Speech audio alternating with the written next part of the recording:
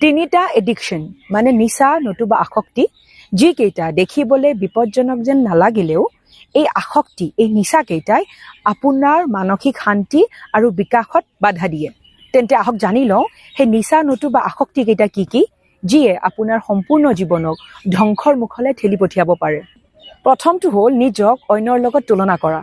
এই কামটো আপুনি ইমান বেছিকৈ কৰে যে এটা সময়ত এয়া নিচালৈকে পৰিণত হয়। মানে সকলো ক্ষেত্ৰতে আপুনি নিজক অন্যৰ লগত তুলনা কৰে। হয়তো জীৱনত আপুনি বহুত বেছি সফল, কিন্তু এই তুলনা কৰা স্বভাৱটোৰ বাবে আপোনাৰ এনেকুৱা লাগিব আপুনি বহুতেই বেছি নগণ্য। মানে সকলো ক্ষেত্ৰতে আপুনি সেই ব্যক্তিজনতকৈ পিছ পৰি আছে। তেনেকৈ কি হ'ব জানে, আপুনি আপোনাৰ লক্ষ্যত কেতিয়াও উপনীত হ'ব নোৱাৰিব। সেই সময়খিনিত কি কৰিব, মানে যেতিয়া আপোনাৰ মনৰ পৰা সেই কথাখিনি আহে যে মোৰ একো কামেই নাই, মোৰ কোনো অস্তিত্ব নাই, তেতিয়া আপুনি নিজৰ মনত এয়া বিশ্বাস জগাব লাগিব যে এই কথাষাৰ মিছা, মই জীৱনত বহুত সফল, মই নিজৰ কাম কৰি যাম, কেতিয়াও মই কাৰো লগত নিজক তুলনা নকৰোঁ। ইয়াৰ পিছত আৰাম। আৰাম মানে এলা নহয়, এয়া বুজি লওক হা। আৰাম মানে হ'ল কমফৰ্ট, এলা মানে হ'ল লেজিনেছ। চ' কমফৰ্ট আৰু লেজিনেছ একে নহয়। আৰাম মানে হ'ল ভয়। মানে ধৰি লওক আপুনি এটা কাম কৰি খুব কমফৰ্ট ফিল কৰে, এটা ঠাইত আপুনি বহুত আৰাম অনুভৱ কৰে, সেই ঠাইখিনি আপুনি এৰিব নিবিচাৰে আৰু তাত থকাটো, সেই কাম কৰাটো আপোনাৰ কাৰণে খুব সহজ হৈ পৰে। কাৰণ আপুনি ভয় কৰে বিফলতাক, আপুনি ভয় কৰে ব্যৰ্থতাক। সেইকাৰণে সেই যে আৰাম, সেয়া আপুনি এৰিব নিবিচাৰে।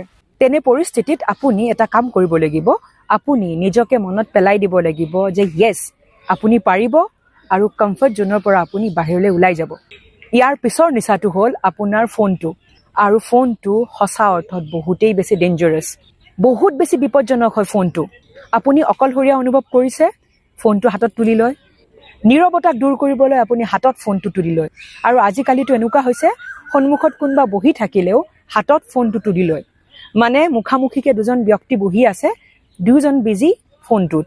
খুব স্বাধীন যেন লাগিলেও এই নিচাটো এটা কাৰাগাৰ নতুবা বন্দীশালৰ নিচিনা, যি আপোনাক এনেকৈ বন্দী কৰি ৰাখে। এই যিটো আসক্তি, তাক কেনেকৈ নাইকিয়া কৰিব? কেতিয়াবা আপোনাৰ আমনি লাগিছে, আমনি লাগিব দিয়ক, নীৰৱ পৰিৱেশ, সেই সময়খিনিক এনজয় কৰক, কিন্তু মোবাইলটো হাতত তুলি নল'ব।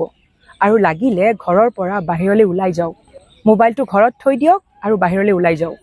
শুনক, এডিকশ্যন মানে কেৱল মদ, চিগাৰেট নতুবা ড্ৰাগছ নহয়। এই যিবোৰ অভ্যাস, এইবোৰেও আপোনাৰ জীৱনক ধ্বংস কৰিব পাৰে।